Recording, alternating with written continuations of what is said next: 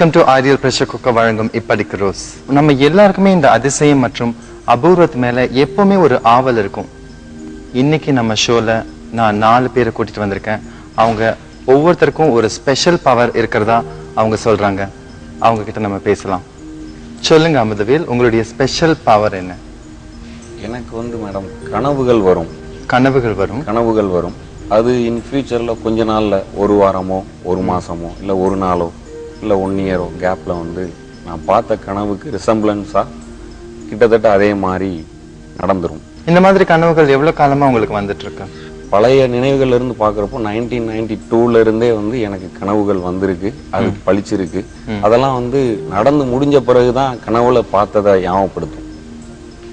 ஆனா இப்போ அதுக்காக வந்து நான் அட்வான்ஸாவே கனவுல வந்ததை விடிய காலையில எழுதி வச்சுக்கிறீங்க. நோட்ல எழுதிடுவேன். ஒரு 2 or 3 செக்டார்ஸா கனவு வரும். வேற வேற ரிசம்பிளன்ஸ் வரும். அது எல்லாத்தையும் எழுதி வச்சிருவேன்.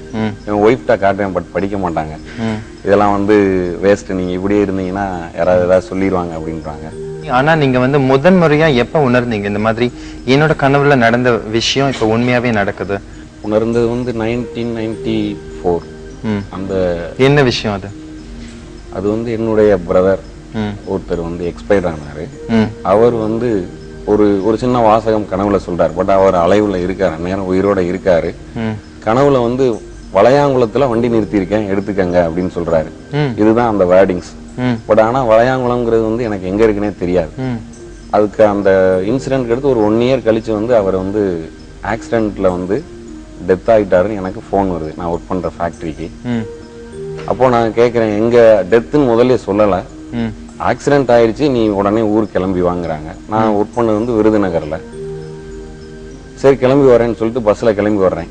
நான் அப்போ கேட்டேன், எந்த ஊர்ல ஆக்சிடென்ட் அப்படின்னு. மதுரைக்கு 2 வீலர்ல போனாரு, வளையாங்குளத்துல ஆக்சிடென்ட்னு என்னுடைய சித்தப்பா பையன் சொல்றாரு. வளையாங்குளத்துல ஆக்சிடென்ட் சொல்லி வருது போன் சொன்னாரு. நானா அந்நேரம் அதை பெருசா நினைக்கல. பஸ்ல அப்படியே உட்கார்ந்து நின்றுட்டே போறப்போ வந்து லேசா ஒரு சின்ன ஒரு உணர்வு, வளையாங்குளத்துல வண்டி நிறுத்திருக்கேன்னு சொன்னாரு, அதுக்கு அர்த்தம் இதுதானோ அப்படின்னு நானா நினைச்சுக்கிட்டேன். ஆனா அவரு இறந்த பிறகுதான் வந்து நான் அதை முழுமையா நம்பினேன். வளையாங்குளம் வரைக்கும் தான் வண்டியே வந்திருக்கு, அதுக்கு அடுத்து 2 வீலர் போகல. ஸோ இன்னைக்கும் வந்து நான் அருப்புக்கோட்டையில இருந்து மதுரைக்கு வர்றப்போ வந்து வளையாங்குளத்துல அந்த ஆக்சிடென்ட் ஸ்பாட்டை கிராஸ் பண்றப்போ வந்து அந்த கனவு ரிமெம்பர் வந்து மனசுல இருக்கும். இங்கேதான் வண்டியை நிறுத்திருக்கேன்னு சொல்லியிருக்காரு அண்ணன் அப்படிங்கிற ஒரு உணர்வு இருக்கும். அதுல இருந்து தொடர்ச்சியா வந்து எனக்கு சின்ன விஷயங்கள், இப்போ நான் எந்த பஸ்ல வந்தேன்னு கேட்டா தெரியாது, மறந்துவேன். பட் ஆனா பழைய கனவுகள் வந்து ரிமெம்பர்ல இருந்துகிட்டே இருக்கும்.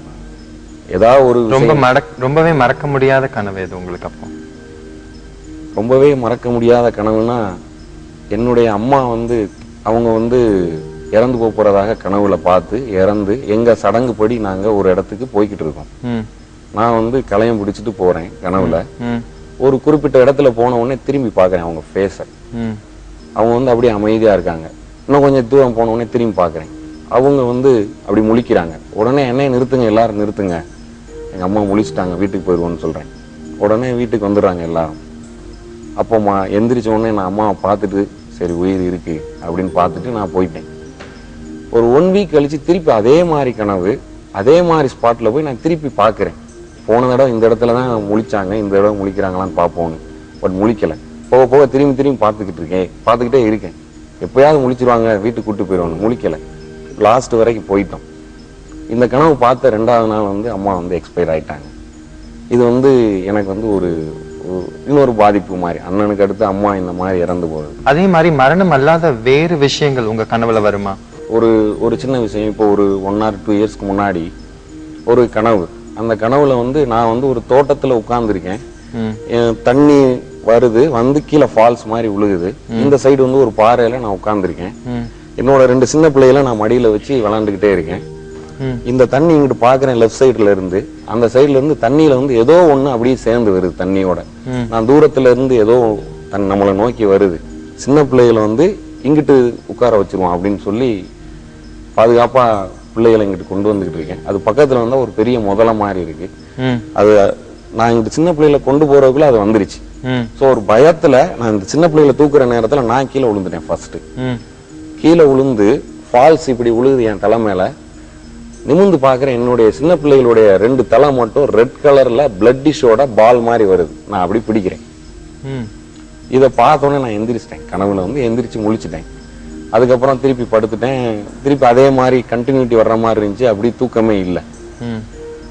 அதுக்கு அடுத்த மறுநாள் ஈவினிங் வந்து என்னோட ஒய்ஃபோட அக்கா வீட்டுல இருந்து ஃபோன் பண்ணாரு என்னோட அண்ணன்.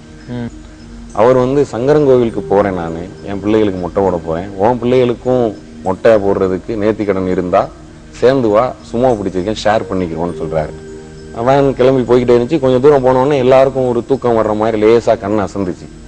அந்த நேரம் வந்து நான் நோட்ல எழுதின விஷயங்கள் எனக்கு ஞாபகம் வர ஆரம்பிச்சிச்சு. நம்ம இப்ப குற்றாலம் போய்கிட்டு இருக்கோம், பால் மாதிரி சின்ன பிள்ளைங்க தலை வந்துச்சு ரெட் கலர்லன்னு சொல்லி. உடனே அவர்கிட்ட கேட்டேன், முன்னாடி உட்கார்ந்துருந்தவர்கிட்ட, ஏன்னா வண்டி எங்க போகுதுன்னு. குற்றாலம் தான் போகுது தம்பி, ஃபர்ஸ்ட் குற்றாலம், அதுக்கு அடுத்து சங்கரங்கோயில்னாரு. எனக்கு அப்புறம் தான் நான் பார்த்த கணவனுடைய முழு விஷயமும் எனக்கு புரிய ஆரம்பிச்சிச்சு. நம்ம வந்து குற்றாலத்துக்கு போய் சின்ன பிள்ளைகளோட குளிச்சோம்னா ஒரு சின்ன கீறல் வந்தாலும் அது வந்து ஒரு அசம்பாவிதம் நடந்துரும். ஸோ நம்ம இதை அப்படியே மெயின்டைன் பண்ணிடுவோம்னு சொல்லி குளிக்க மாட்டேன்னு சொல்லி அப்படியே அங்கே போய் ஓரமாக ஒரு கடையில் உட்காந்துனேன். முதல்ல நமக்கு அறிகுறியா தெரிஞ்சிருச்சு, இதை நம்ம ப்ரிகாஷனா ப்ரிவென்டிவா இருந்துக்கிறோம்னு சொல்லி குளிக்காம இருந்துட்டு சின்ன பிள்ளைகளை மட்டும் பார்த்து கூட்டு போன்னு மட்டும் சொல்லிட்டு லாங்கிலே இருந்துட்டேன். ஃபால்ஸ் கிட்டே போகலை. திரும்பி எல்லாரும் வேன்ல ஏறி ஊர்கிட்ட நெருங்கி வர்றப்ப சொன்னேன், நான் லேசா நான் நோட்ல எழுதி வச்சிருக்கேன், இந்த மாதிரி ஃபால்ஸ்ல இருந்து சின்ன பிள்ளைங்க தவறி விழுகிற மாதிரி. பட் நாங்க ஆனா ஃபால்ஸுக்கு மேல எல்லாம் போகல. நான் பார்த்தது வந்து ஃபால்ஸுக்கு மேல இருந்து கீழே விழுந்த மாதிரி. பட் குளிக்கிறப்ப ஏதோ தடிக்கி விழுந்தாலும் ரத்த காயம் பார்த்துட்டேன்னா நான் கனவுல பார்த்தது வந்து பழிச்சதாக ஒரு பயம் வந்துருமே அப்படிங்கறக்காக அதை வந்து நான் முன்னக்கூட்டியே தெரிஞ்சுக்கிட்டேன்னு வந்து கனவுல வந்து அன்னைக்குதான் வந்து நான் கனவை பத்தி வந்து கொஞ்சம் பெருமைப்பட்டுக்கிட்டேன். இதுக்கு முன்னாடி வரைக்கும் வந்து சிலருடைய டெத்து தான் முன்னாடி தெரியுது. சோ நீங்க இந்த கனவு மூலமா உங்க குழந்தைகளை நீங்க வந்து சேஃபா காப்பாத்திக்கிட்ட மாதிரி உங்களுக்கு தோணுச்சு? ஒரு ஃபீல் பண்றேன். ஆச்சரியமான ஒரு விஷயத்தை அவர் பேசிட்டு இருக்காரு. இன்னும் நிறைய அபூர்வ சக்தி வாய்ந்தவங்க நம்ம கூட உட்கார்ந்துட்டு இருக்காங்க. அவங்க கிட்ட பேசுவோம் after the break on ideal pressure cooker வழங்கும் இப்படிக்கு ரோஸ். ஐடியல் பிரஷர் குக்கர் இப்படிக்கு ரோஸ் ஒரு சிறிய இடைவேளைக்கு பின் தொடரும்.